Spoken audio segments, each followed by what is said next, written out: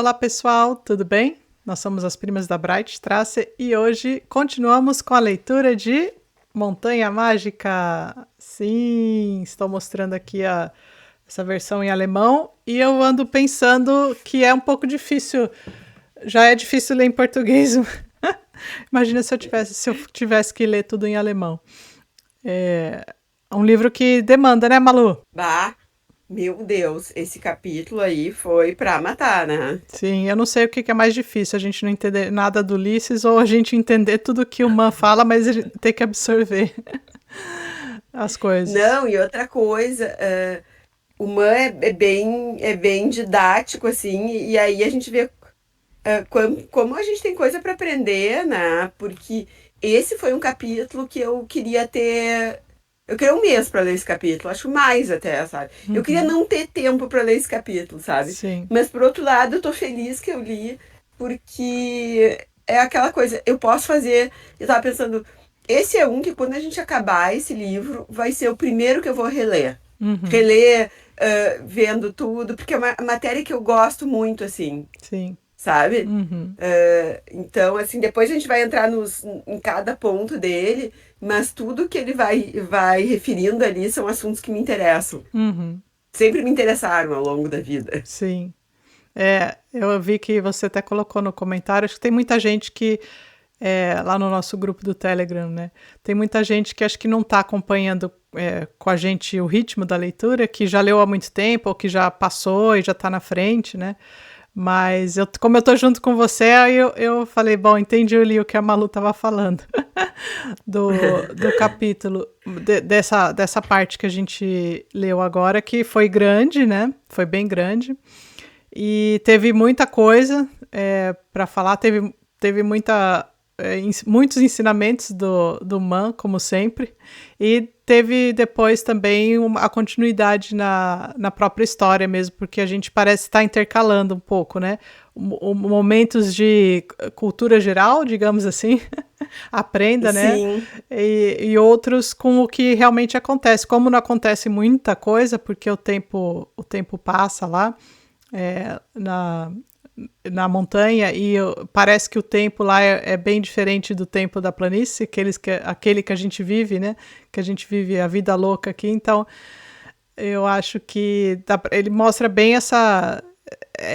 Parece que a gente vai fazendo assim na leitura, né? Porque. sim, ele vai. Isso falou assim, é tipo um. Pra quem não tá. Quem tá nos ouvindo, o meu movimento aqui é tipo um sobe e desce, sabe? Sim, Sobe e desce, assim, mas um sobe e desce ritmado, assim. é. Não é assim, tem picos e não tem eu acho que isso é bem coisa de alemão, assim, não tem um momento assim de êxtase, assim, é um Não. troço. Ele vai indo, subindo, voltando, mas tudo dentro de um limite de cima e de baixo. Uhum, uhum. Exato. Nem as coisas tristes, nem as felizes não acontecem com aquele, né, assim. Aquela É, vibração, assim, é, com aquela passionalidade exato. característica do meu ser. É sempre assim uma coisa, a gente percebe, né, uma excitação, sei lá, por exemplo, quando a gente viu no carnaval o Hans com a senhora Xoxó lá, depois, mas não é nada, né, que chega ao extremo, aquilo que ele só vai ficar, mas a gente tem uma subida, depois tem uma descida e a gente vê nessas descidas e nessas subidas, a gente enxerga a gente tem um recheio muito bom que são as aulas do Né? Setembrino e do NAFTA, né? Que acabam enchendo aí o livro. Eu acho que essa é. Não tô falando É encher que linguiça, assim, ó, tá, gente? Tô falando que eles estão exato. enchendo de cultura e é muita coisa pra gente absorver de uma vez só. Não, e uma coisa que a gente tem que deixar assim bem clara que muita gente quando lê esses calhamaços diz: "Ah, barriga, Uhum, barriga". A barriga daqui é boa demais, é, sabe? A barriga, o recheio é muito bom. O sim, recheio, a barriga que seria, eu acho, essa parte que as pessoas se referem assim que tá enchendo, enchendo para acontecer as coisas. Ela é toda muito bem bolada. A barriga sendo o nafta e Settembrini, discussões do nafta e de Settembrini, entre outras coisas. É uma barriga da melhor qualidade. sim, exato. E eu acho, bom, eu acho que não faria sentido nenhum livro sem essas discussões, para falar a verdade, porque não acontece tanta coisa, né, lá. porque assim, ó, o livro são essas discussões, né? O exato. livro que a gente. O que importa muito mais é isso, né? Sim. Esse recheio, essa barriga, é uma barriga de quem degustou os melhores banquetes, né? Uhum. Então é ela que realmente o resto tá ali para conduzir esse fio narrativo e enfim assim eu acho que tudo meio que faz sentido, sabe? Eu fiquei com pena do pobre do primo Uhum. no Joaquim Sim. nesse capítulo, porque eu disse, o que menos vão falar vai ser dele, né? E vai ser um Uhum. momento. Quando eu li o título, eu não tive a menor dúvida É, de que ele estava voltando. Ele vai sim. morrer como um soldado, como um valente, né? Uhum. Sim. Acho que foi um spoiler total ali. Mas aí quando começou as coisas ali do NAFTA e do Setembrini, eu, pô, coitado do guri, né? Vai Uhum. ficar. Sim. Mas foi forte também a morte dele. E outra coisa, essa discussão toda também conduz ao que é, né? Sim. O que é a Exato. humanidade, né? O que é a morte é isso aí, faz parte. Aquela coisa que o Berens falou de uma forma tão cruel, Uhum. é muito verdadeira, né? Tipo, Sim. é o É. jeito que o Berens acha que a pessoa tem que morrer, com dignidade. Uhum. Para mim, assim, eu não, eu não sei se existe alguma forma não Digna. digna É. de morrer, né? Sim. Mas no entendimento dele, ele já deixou bem claro que ele odeia gente que morre gritando, que a pessoa tem que morrer É verdade. discretamente, Sim. né? E é isso. É. Mas foi cruel o que ele falou pro Hans, mas foi uma coisa para refletir e que me fez refletir até sobre mim, sabe? Aham. Eu sou uma pessoa meio assim que não gosto de ver muitas. Eu acho que eu brinco, eu convívio com o Diego, que o Diego é Uhum. todo poliana, assim, Sim. mas não a gente. E aí eu acho que às vezes as pessoas se confundem, não é que eu não vou ser forte, eu sou bem forte, assim, Uhum. eu me seguro, choro bastante, assim, mas me seguro nessas questões de morte, conduzo as coisas, até porque faz parte da minha profissão, eu conduzir as Sim. coisas práticas ali que tem a ver com a morte. Uhum. Mas é uma coisa que eu vejo alguém pensando isso de mim, sabe? Sim. Pensando, pô, vai lá, tem que enfrentar e tal. E na Uhum. realidade ele queria uma posição médica ali, né? Ele queria Sim. que o médico dissesse, ó, vai acontecer. É.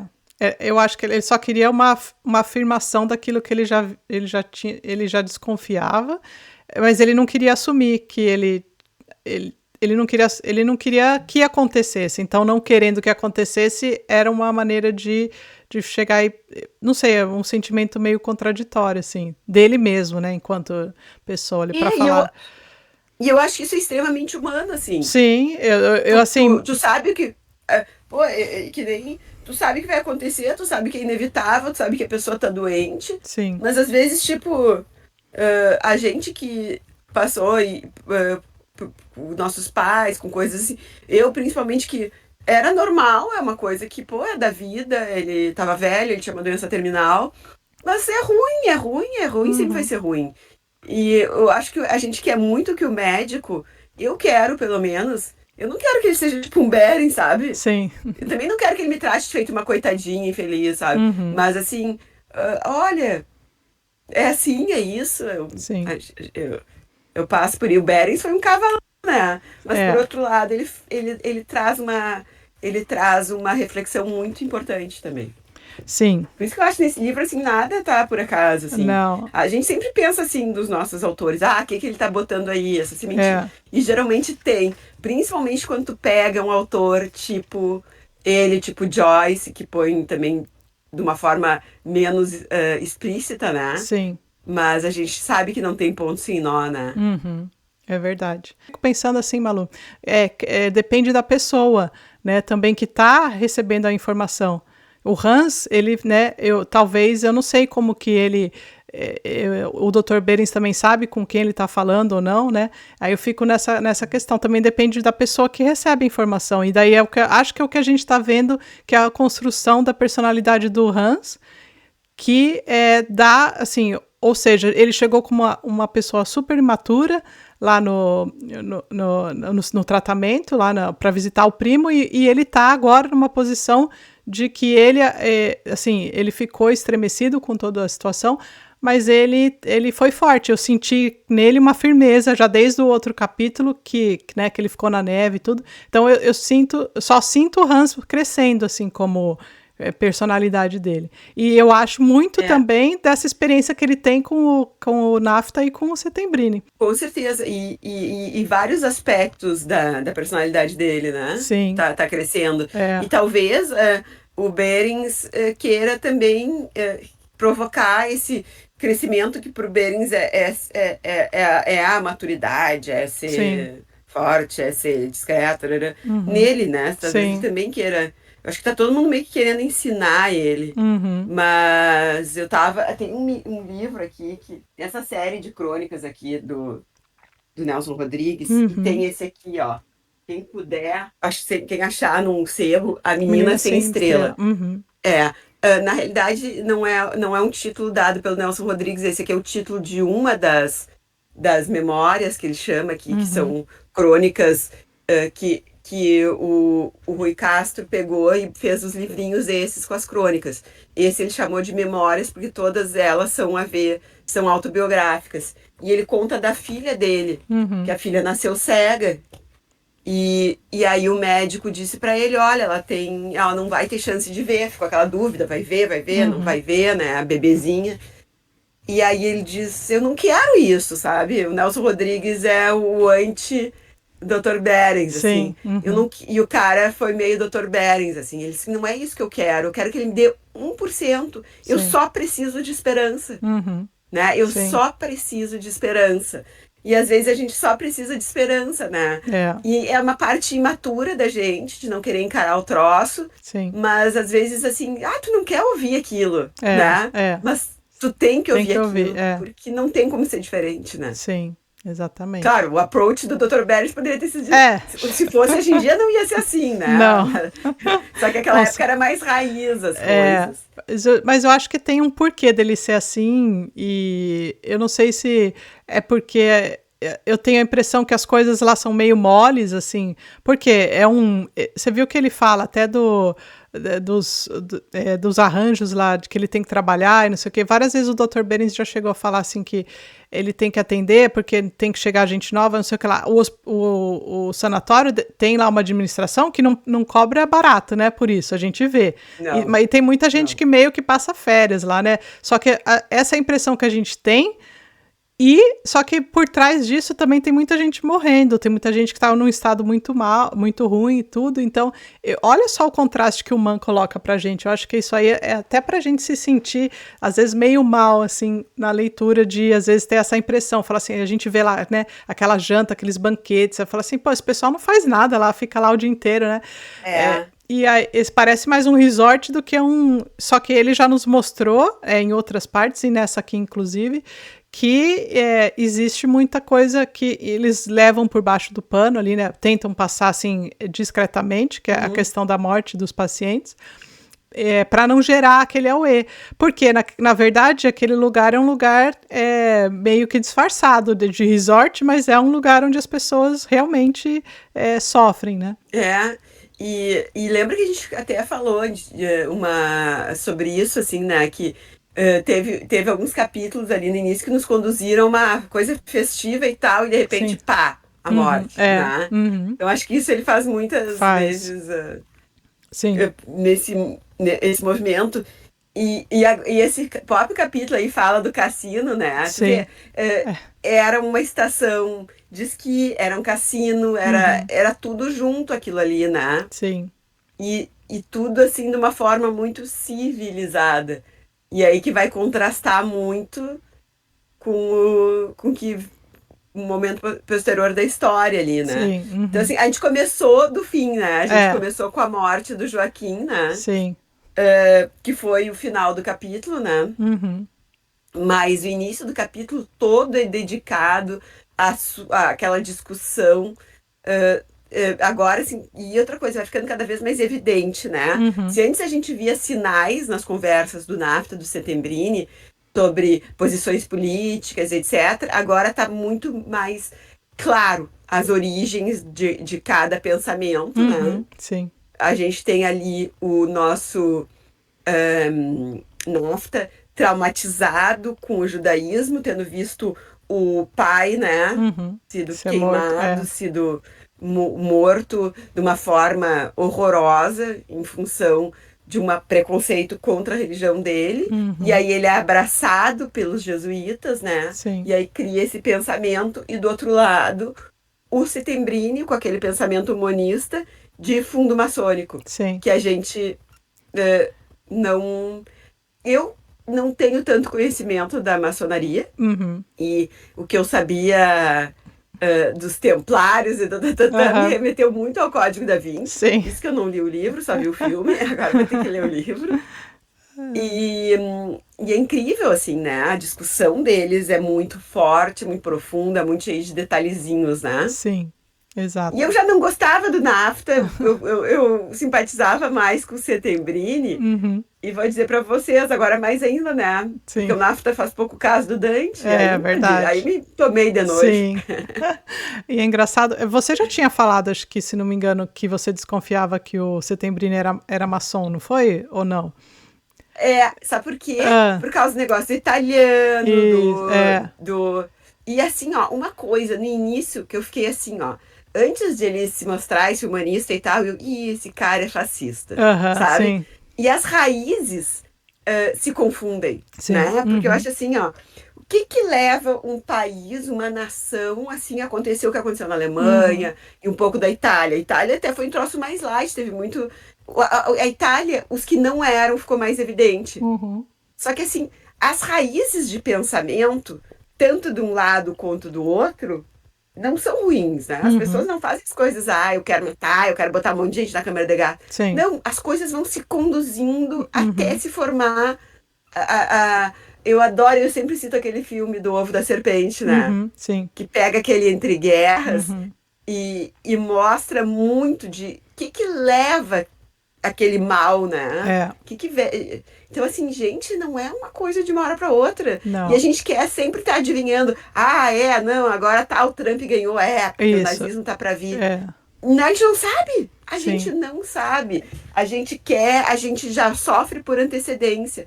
Mas a gente não sabe e não dá para pegar uma coisinha só. Não. Sabe? Porque às vezes, de onde tá as melhores intenções que vai... Talvez de uma reação a isso vá surgir um troço horroroso. Exato. Né?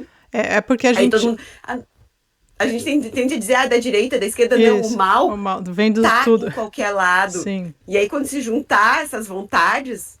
Sim. Mas não vai acontecer, gente. Eu acho que nunca mais vai acontecer um troço desse. Eu fico pensando porque a gente... está muito acostumado em fazer análises anacrônicas, entendeu? Porque é muito fácil a gente, aqui hoje, em 2024, olhar para o que aconteceu e falar assim, como que isso pôde acontecer, né? Agora, coloque-se no lugar das pessoas que estavam lá. Então, é sempre essa... A gente sempre tem a tendência a julgar. Primeiro, a gente já tem tendência a julgar. Segundo, a gente tem a tendência a ter essa visão... de que como que pode acontecer, mas a gente já sabe o resultado, a gente já sabe o que aconteceu, porque a gente já né, estamos aqui no futuro.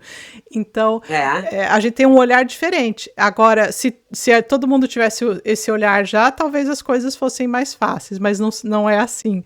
Então, a gente tem que, e nesse ponto, Malu, eu acho que o Man tá construindo esses dois personagens assim, tão diferentes, contraditório, assim, entre os dois, né, o NAFTA e o Settembrini, para justamente nos mostrar dois lados, duas coisas que, no fundo, tem raízes diferentes, tem razões diferentes, mas que elas estão embocando talvez mais ou menos numa... Você entende que talvez, às vezes, eles, na contradição deles, eles se unem em alguma coisa?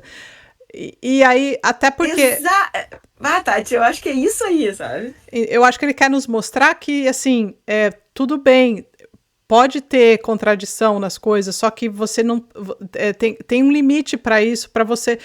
Quando ele fala, assim, que o Hans olhou e falou para eles, assim, esses dois são... eles falam, mas até na fala deles eles se contradizem. E a gente vê tanto disso na política, né?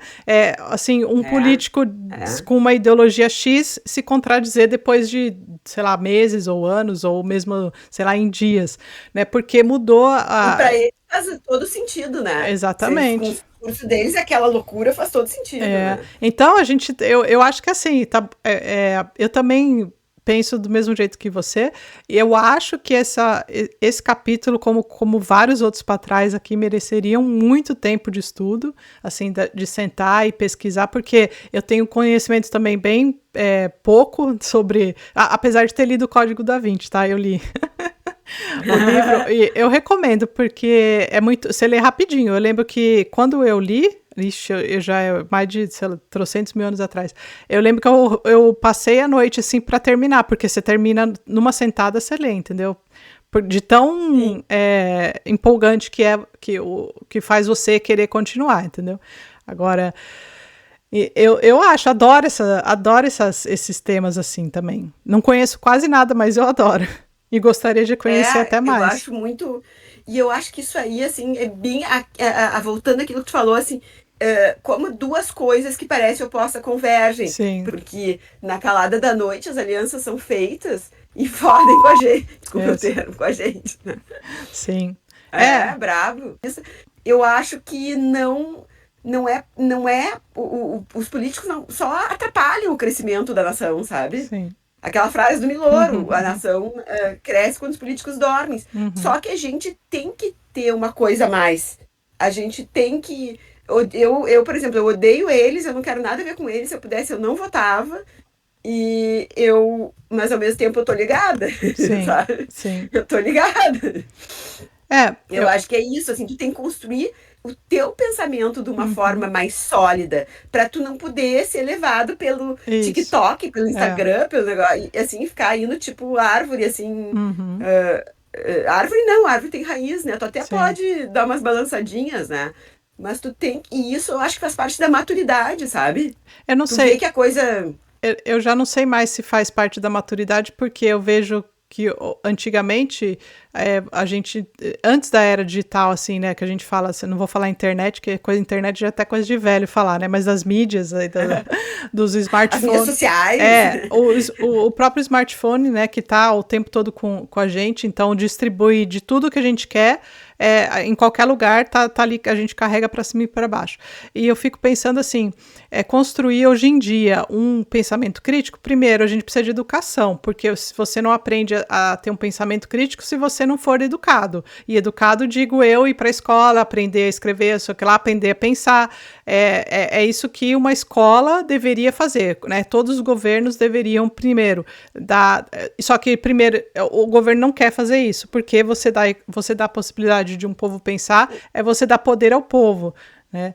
Ainda mais os governos assim de países como os nossos, assim, porque nos outros, assim, eles não conseguem lutar tanto. Aqui eles conseguem, assim, lutar tanto para deixar as pessoas ignorantes. Sim. Aqui eles conseguem facilmente, né? Eles conseguem, porque continua, né? Quando que a gente viu no Brasil uma melhora da questão da educação, eu creio que só teve piora.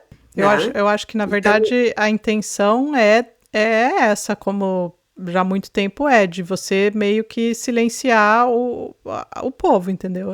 Ou seja, se você não dá educação, se você não dá meios para a pessoa se desenvolver, aí que a pessoa tem gente que é excepcional e que ultrapassa essas barreiras e consegue. Agora a gente não pode exigir que pessoas que nascem e que têm uma situação ruim, que todas elas sejam assim, né? Não vai conseguir, entendeu? Não é assim. O mundo não é assim, infelizmente.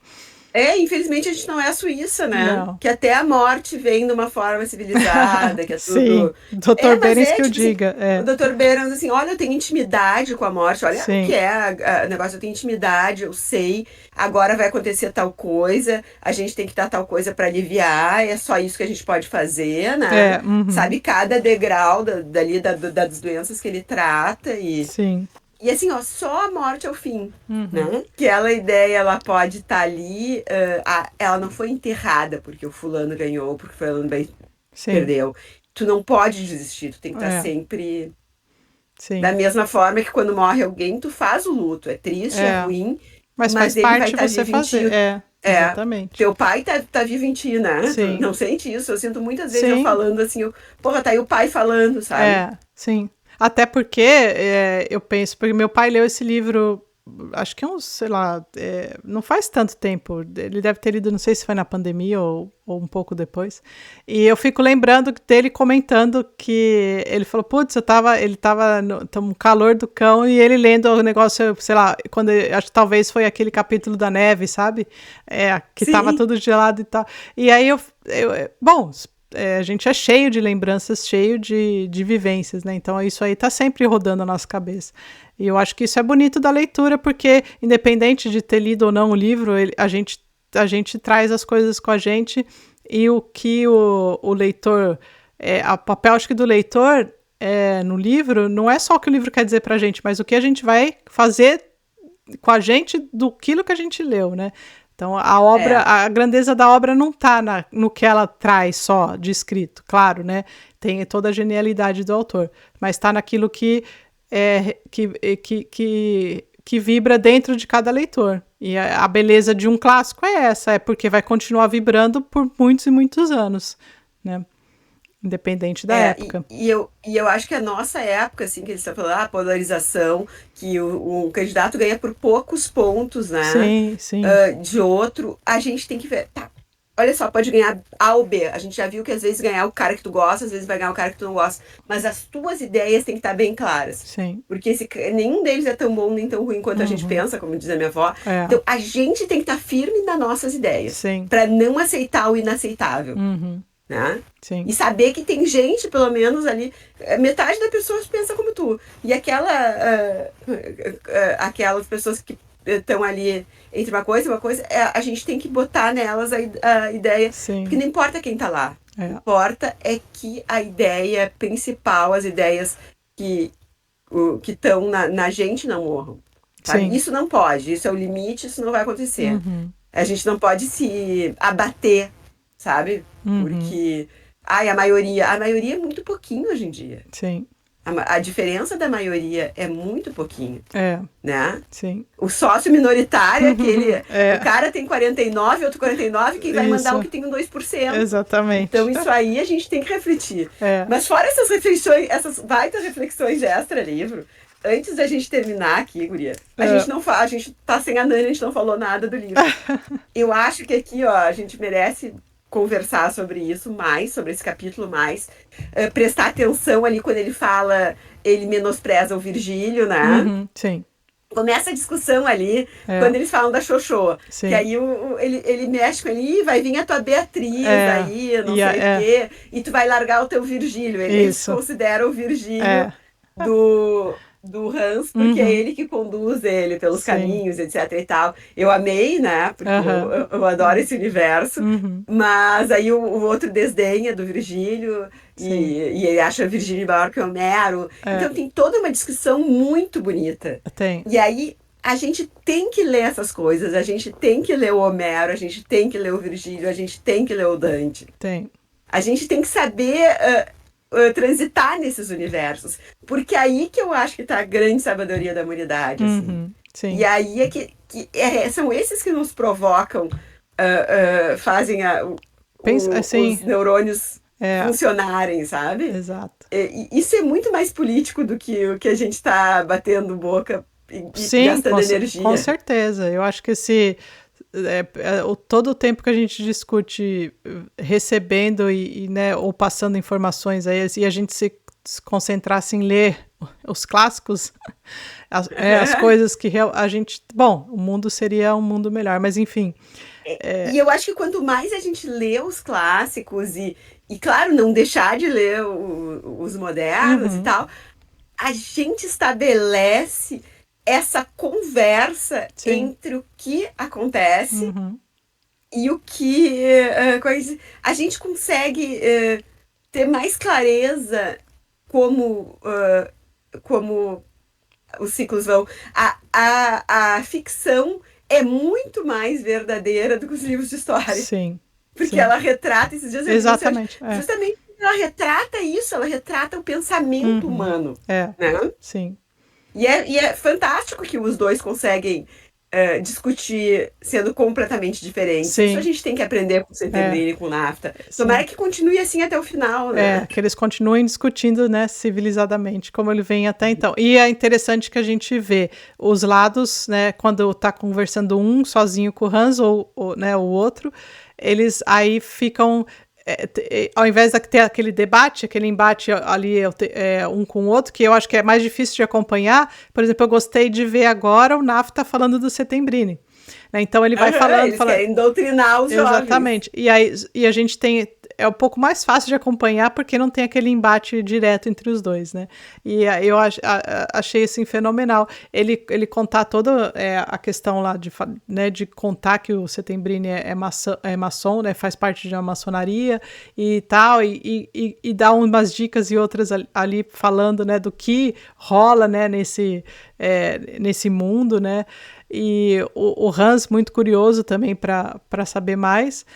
E depois aquele final que a gente já começou do começo falando do Joaquim que acaba voltando, né? Nesse capítulo é quando ele volta e ele precisa ficar lá mais um tempo e ele começa. Aliás, a mãe dele traz ele, né? Vem junto no começo e ele convive um certo tempo ali até que ele tem uma piora muito grande. É quando o Dr. Berens vai lá e dá o chacoalhão no Hans e fala, viu, ele não vai sobreviver, né? E aí, Ele sobe ali pra morrer, né? sim. E a mãe volta, né, do Joaquim. Também é interessante essa relação dela com o Joaquim e a própria relação do Hans com a tia, né? Que ele fala assim, ele nunca chamava ela de tia, ou não, assim, a gente vê que ele é bem distante, ele se aproxima muito do primo, com todas as. Ele sempre comenta que não o chamava pelo primeiro nome, né? Então, ou seja, a gente vê que a relação deles se torna muito próxima, porém, ele manteve aquela formalidade de sempre. E ele mantém isso daí com a tia, né? Quando a mãe do Joaquim vai lá também. É, a, eu achei assim bem bem triste assim ela vai embora ali no início porque parece assim que ela não quer. O Berens desde o início falou, não, se tu for embora agora tu vai voltar aqui pra morrer, né? Isso, aham, sim. E ela chega lá e larga o guri com o primo, só que por outro lado eu acho que ela pensa, deixa ele, eu vou estar aqui, sabe? Uhum, Quando for pra ser o pior, eu vou estar aqui. Então deixa ele com esse irmão que ele teve, né? uhum. E ele tentar ser um pouco é uma espera pela morte, assim, né? Tentar, eu acho que tanto ela quanto o Eu acho que ele, assim, eu não sei se. Eu não percebi tanta profundeza, assim, na questão da mãe, sabe? Assim, dela ir e voltar, assim. Eu achei que.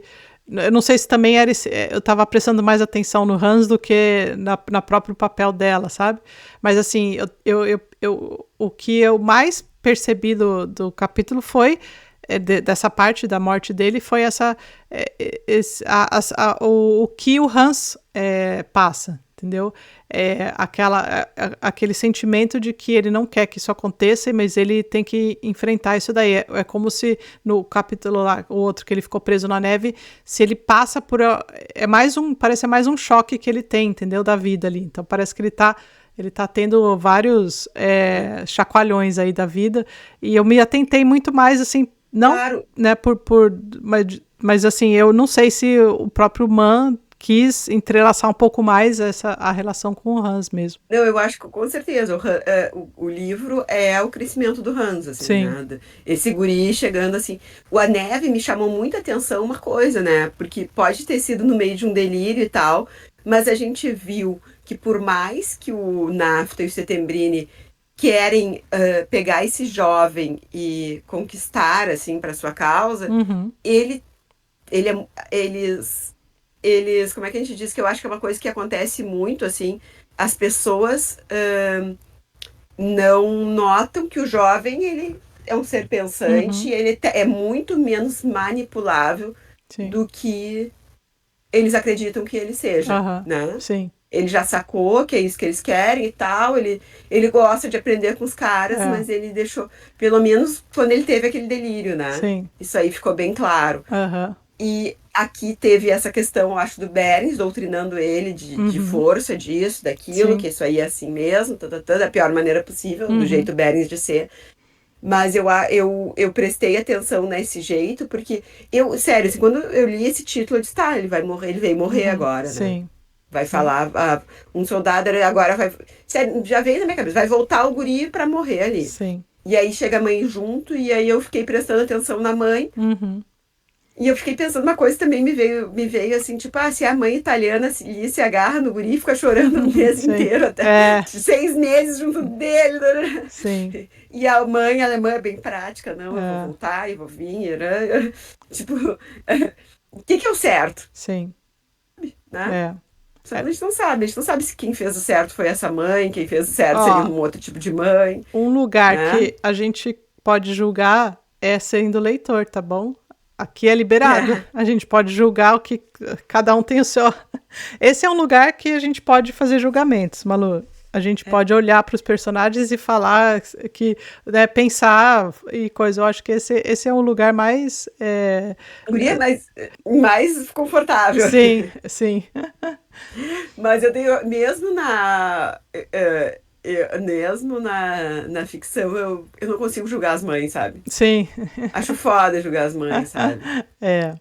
Isso diz mais sobre você do que os livros, Malu. Com certeza. Assim, ó, todo o louco, o maravilhoso, todo mundo teve uma mãe, Sim, então. né? Exato. E cada um, seja pro bem, seja pro mal, né? Seja se o cara virou uma Madre Teresa de Calcutá, ou seja, se ele virou um Hitler, ele não é um manipulável, Uhum. não é culpa da mãe, não é tua culpa se tu criou um Sim. cara que acabou. Mas assim, o jovem é manipulável até certo ponto. Ele começa a ter as ideias dele, assim, isso Sim. que a gente vê assim, e é muito cedo. É muito Uhum. cedo que aquela criaturinha que saiu de dentro de ti, tá ali cheio de opiniões, Sim.